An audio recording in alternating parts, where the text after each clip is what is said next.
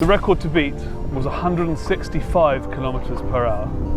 I can now confirm that Goran Dundak, driving a Rimac Nevera, managed a total speed of 275.74 kilometers per hour. That therefore gives me great pleasure to officially recognise a new Guinness World Records title. Nobody gave Mate Rimac a chance. Not Ferrari, not Bugatti, not Koenigsegg. He was a 21-year-old in a Zagreb garage converting a broken BMW because he could not afford anything fast. That garage became a company. That company became the most dangerous force in the hypercar world.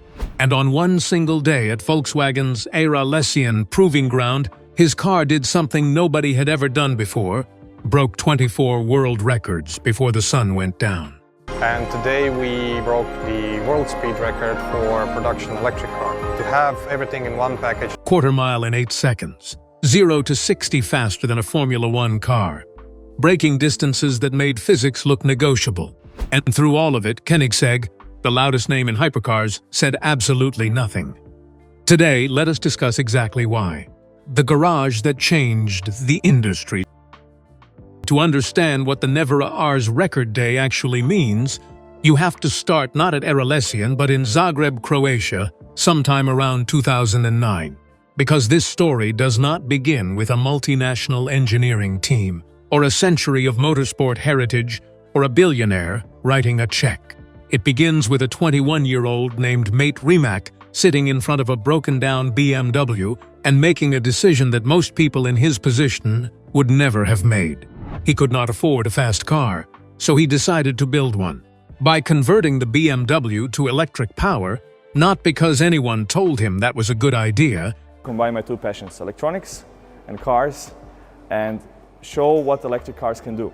So I converted this BMW in my garage into an electric car. But because he had been following electric motor development closely enough to believe that the performance potential was real and largely untapped, and sitting there waiting for someone willing to do the engineering work to access it. The converted BMW, which Rimac called the Green Monster, was not a polished product. It was a proof of concept held together by the determination of a young man who had taught himself most of what he needed to know. But when the Green Monster competed in a drag race against a BMW M3 and won convincingly, something crystallized. Not just ambition, Mate Rimac had always had ambition. What crystallized was certainty. He did not need to wonder whether electric performance could compete with combustion. He had just watched it happen in front of him, measured by a stopwatch, witnessed by other people. The question was never if. The question was how far he could push it, and how quickly. The first Rimac Concept 1 was unveiled at the Frankfurt Motor Show in 2011. 1,088 horsepower from 4 electric motors. 0 to 60 miles per hour in 2.8 seconds. A carbon fiber body designed by Rimac and his small team in a facility that, by the standards of the automotive establishment, looked more like an ambitious workshop than a hypercar manufacturer. The automotive press covered it carefully, impressed enough to write about it, skeptical enough not to fully believe in it. A Croatian startup. No racing heritage, no manufacturing history, one prototype. The politeness was genuine, so was the doubt. What followed made the doubters look progressively less comfortable.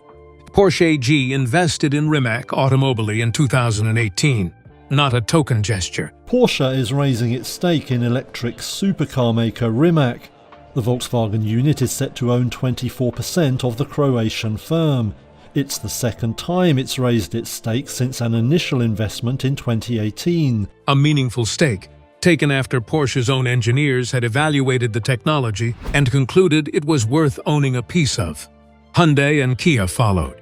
These were strategic investments from some of the most technically sophisticated automotive organizations in the world, made by people who had done the analysis and understood what Rimac represented. When companies like Porsche write that kind of check, they are not being charitable, they are being strategic. And their strategy was telling.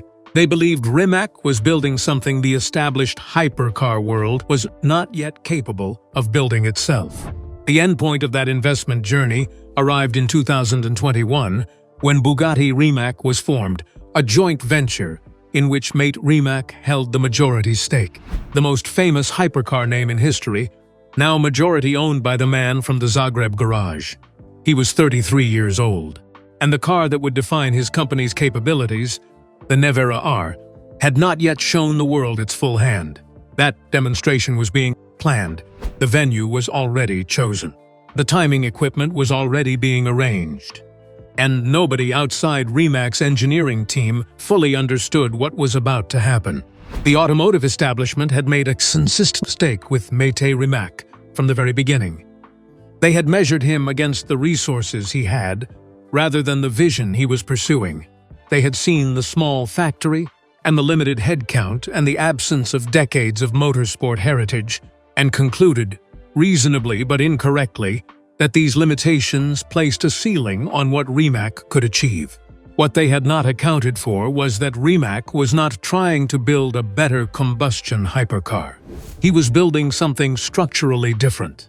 A car where the performance came not from mechanical engineering, refined over a century, but from software, electric motors, and battery technology that was still developing at a pace the combustion world had no equivalent to.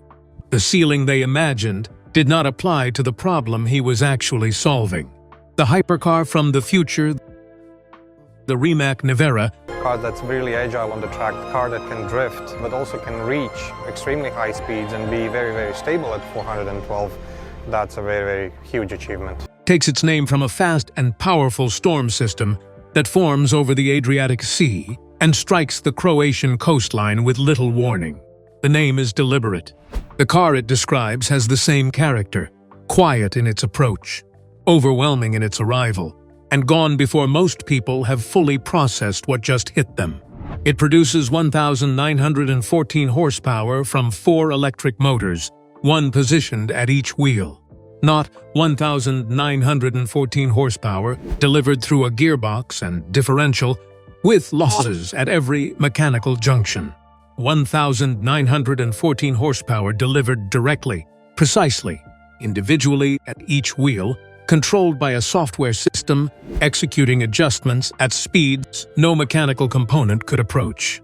That architecture, 4 individual motors, each independently controlled, each able to deliver or recover torque on a timescale measured in milliseconds, is what makes the Nevera fundamentally different from every combustion hypercar currently in production.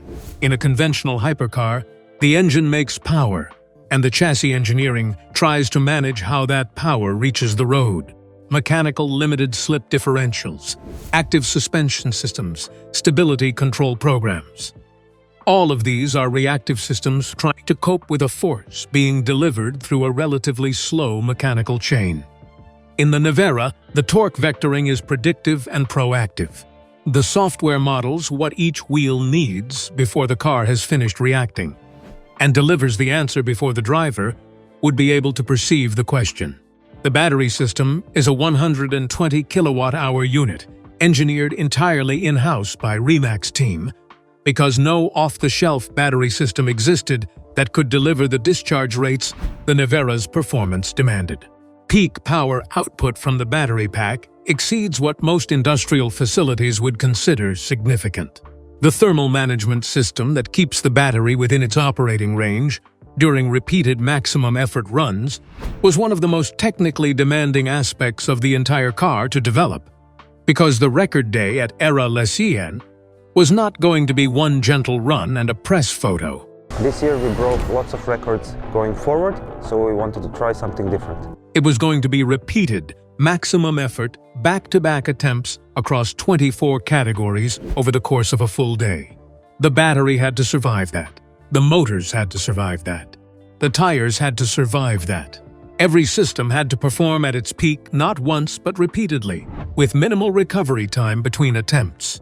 The body is carbon fiber throughout, shaped by aerodynamic requirements that Rimac's engineers validated in computational fluid dynamics before a physical prototype was assembled.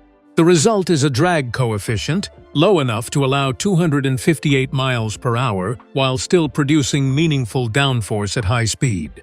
a balance that conventional aerodynamic design treats as a fundamental compromise. The Nevera navigates that compromise through active aerodynamic surfaces that adjust their configuration depending on speed and cornering demand, behaving differently at maximum straight-line speed than they do during braking and cornering. The car thinks about aerodynamics the way the Nevera's software thinks about torque, not as a fixed state, but as a continuously optimized variable.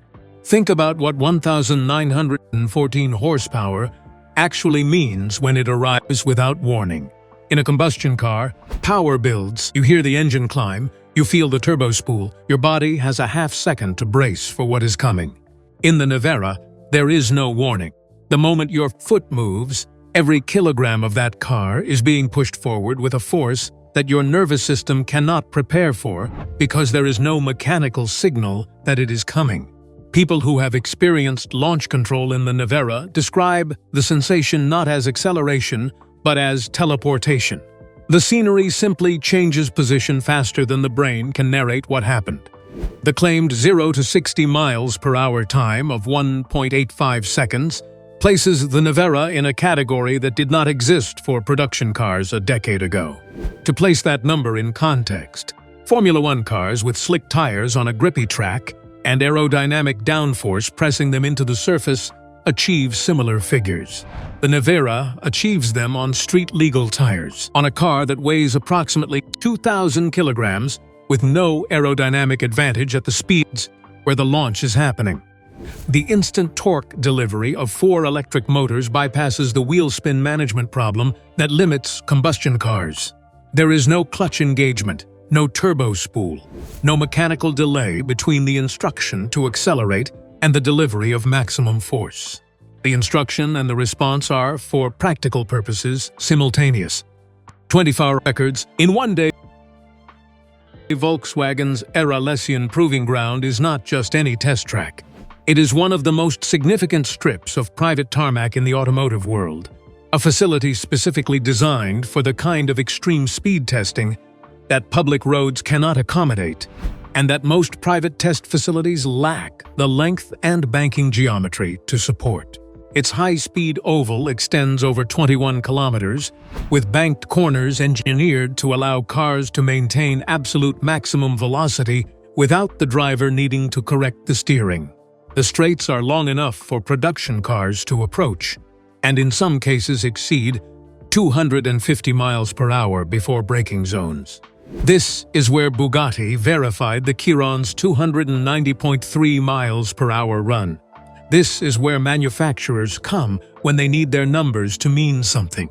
When Rimac chose Ehra-Lessien for the Nevera R's record day, the Croatian electric hypercar maker Rimac has firmly established itself in the record books. Its super high-performance car, the Nevera, recorded. They were not choosing a convenient location. They were choosing a stage with history. The program for the day was structured with the precision of a scientific experiment. Independent timing equipment was in place before the Nevera R arrived on track. The verification officials, personnel with no employment relationship to Rimac, were briefed on their roles and positioned at each measurement point. The run protocols for each record category had been developed and reviewed in advance, specifying the exact conditions required for a record to be valid. The speed entry point, the measurement zone, the temperature range, the tire condition requirements. Nothing was improvised. Everything was documented from the moment the car left the pits for its first attempt. The acceleration records produced numbers that genuinely challenged the ability of observers to contextualize them in real time. 0 to 60 miles per hour, the universal benchmark that every car magazine has been measuring for decades, in figures that placed the Nevera R beyond any production car previously timed by independent equipment. 0 to 100 miles per hour followed. Then 0 to 124 miles per hour, the metric benchmark equivalent. And back to 0, the combined acceleration and braking test that demands absolute performance from both the drive system and the brake system in a single continuous run. Each category produced a verified time. Each verified time was lower than anything previously recorded for a production car in that category. The quarter-mile attempt deserves its own moment, 8 seconds flat. For reference, the Bugatti Chiron, the most powerful W16 car Bugatti ever built, covers the quarter-mile in approximately 9.4 seconds. The Koenigsegg Jesko, with its 1,600 horsepower on E85 fuel, is estimated to approach 8.8 seconds. The Rimac Nevera R did it in 8 seconds. On a car with number plates. On a car that has a 340-mile real-world range. On a car that you could, theoretically, drive to the track, set a quarter-mile record, and drive home without stopping to refuel. The combustion world spent decades refining the quarter-mile. Rimac's electric motors rewrote the record in a single afternoon. The braking records and lateral grip records completed the picture, stopping from 100 miles per hour in under 29 meters. Sustained lateral acceleration figures that exceed what purpose-built track cars achieve on semi-slick tires. Each number independently verified, each category adding to a total that, by the end of the day, stood at 24 world records broken in a single session. Performance car, the Nevera, recorded no fewer than 23 straight-line performance records in a single day. The 1,914 HP Nevera sprinted to 60 miles per hour. The Rimac team that stood beside the car as the final confirmations came through had spent years working toward that day. The numbers they had targeted in simulation had been achieved in reality, 24 times over. The record book that the hypercar establishment had been building for decades had been taken apart, reordered, and handed back with the Croatian name at the top of every category that mattered. Why Koenigsegg went quiet? Koenigsegg is not a company that stays quiet. Christian von Koenigsegg has spent 30 years building one of the most vocal, most technically ambitious, and most publicly self-confident brands the hypercar world has ever seen. The Jesko Absolute's projected 330 miles per hour was not released in a cautious technical footnote. It was announced with conviction, promoted across every media channel available to the company, and discussed in interview after interview as the inevitable destination of Koenigsegg's engineering roadmap. The brand's identity is built partly on the boldness of its claims, and partly on the consistency with which those claims have eventually been validated by actual hardware. That pattern has earned Koenigsegg significant credibility over 3 decades, which is precisely why the silence following the Nevera R's 24 record day was so audible to anyone paying attention. A company with Koenigsegg's communications instincts, faced with a competitor breaking records at a facility it knows well with independent verification, would normally have something to say. A counter-argument. A clarification of the terms on which their own car should be judged. A reminder that top speed, Koenigsegg's chosen battlefield, remains uncontested. Instead, the response was quiet. And in the hypercar world, silence from the loudest voice in the room is never actually silence. It is acknowledgement. The philosophical challenge the Nevera poses to Koenigsegg is specific and uncomfortable. Koenigsegg's entire public performance argument rests on the supremacy of top speed as the ultimate measure of a hypercar. If the Jesko Absolute achieves 330 verified miles per hour on a closed road with independent timing, that number is genuine and significant and would represent the most dramatic top speed achievement in production car history. Nothing in the Rimac portfolio challenges that specific claim. The Nevera R's 258 miles per hour top speed is not threatening to Koenigsegg's territory. But the Nevera R did not go to Ehra-Lessien to argue about top speed. It went to argue about everything else.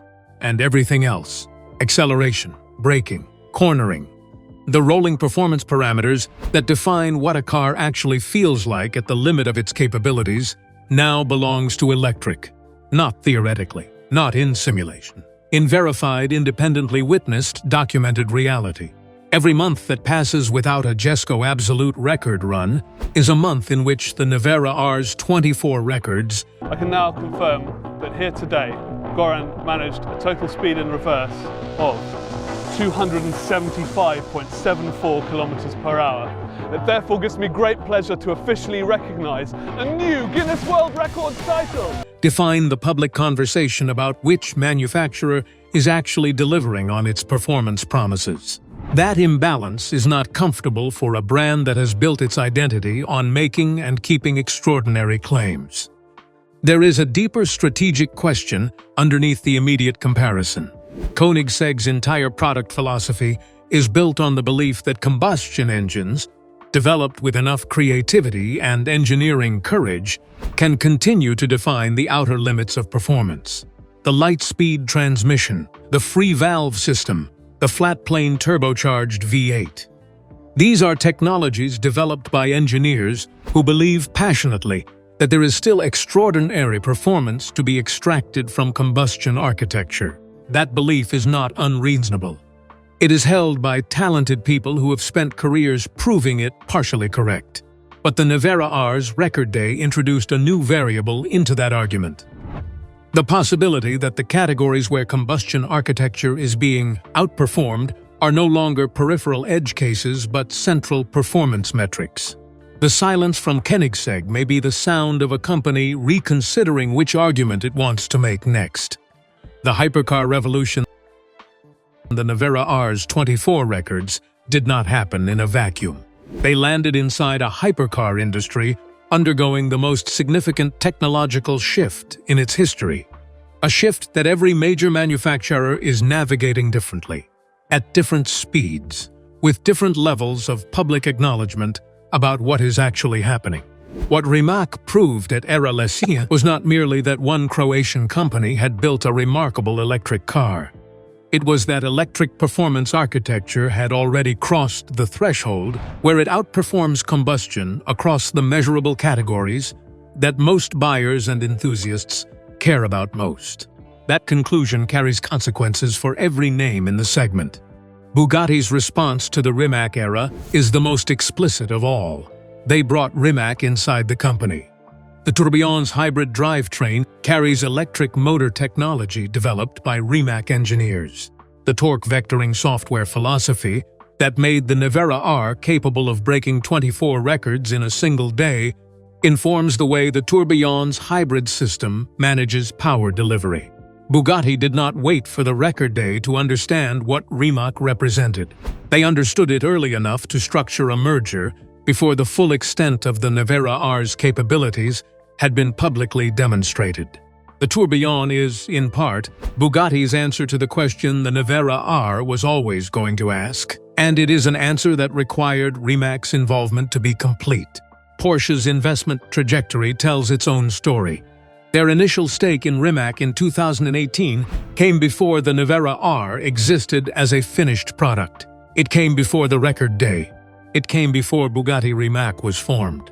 It came from Porsche engineers evaluating Rimac's technology at an early stage and concluding that it represented the future of electric performance in ways that Porsche's own internal programs could not match on the same timeline. The Porsche Taycan, which has become one of the definitive electric performance benchmarks in the market. The Porsche Taycan first arrived in 2020 as Porsche's first fully electric sports car. Exists partly in conversation with the development happening at Rimac. The investment paid off technically as well as financially. When manufacturers of Porsche's caliber make that kind of bet on a startup, the startup's eventual record-breaking day is not surprising to them. It was anticipated. Ferrari, Lamborghini, McLaren, and every other combustion heritage hypercar brand are watching these developments with a level of attention they do not always express publicly. Ferrari's hybrid programs, the SF90 Stradale, the LaFerrari before it, represent Ferrari's version of the same answer Bugatti reached. That electric assistance is not a compromise but a performance multiplier that combustion-only architecture cannot match. Lamborghini's Revuelto delivered a hybrid V12 precisely because the performance arithmetic of electrification is too compelling to ignore even for a brand whose identity is inseparable from the sound and character of its combustion engines. Every one of these hybrid programs is, in some indirect way, a response to the trajectory that Rimac represents. And for Koenigsegg, the question is no longer abstract. The record day at Ehra-Lessien drew a line in the sand that the hypercar world can reference permanently.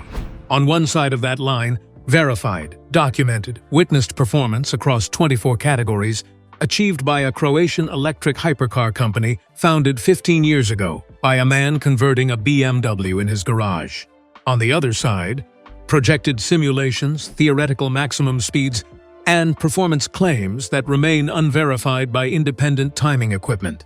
Christian von Koenigsegg is brilliant enough to understand exactly what that comparison looks like from the outside. The next move from Angelholm, whether it comes in the form of a verified Jesko Absolute speedrun, a new platform announcement, or something nobody has predicted yet, will be the most consequential decision Koenigsegg has made since Christian von Koenigsegg decided to build a car in a barn in southern Sweden and dared the world to take him seriously. We already know the world eventually did. The question now is whether the world that took him seriously still has room to be surprised by what comes next. So there it is. A kid from Zagreb who could not afford a fast car built the fastest car on Earth, and then proved it 24 times in a single afternoon with independent witnesses and a stopwatch. Koenigsegg has the talent, the passion, and 30 years of credibility. But credibility does not break records, tarmac does. And right now, the tarmac belongs to Rimac. Electric or combustion? Who wins the next 10 years? Drop your answer in the comments right now. We read every single one. Subscribe if you are new here. And if you missed how Bugatti killed the W16 and left Koenigsegg scrambling, that full story is on this channel right now.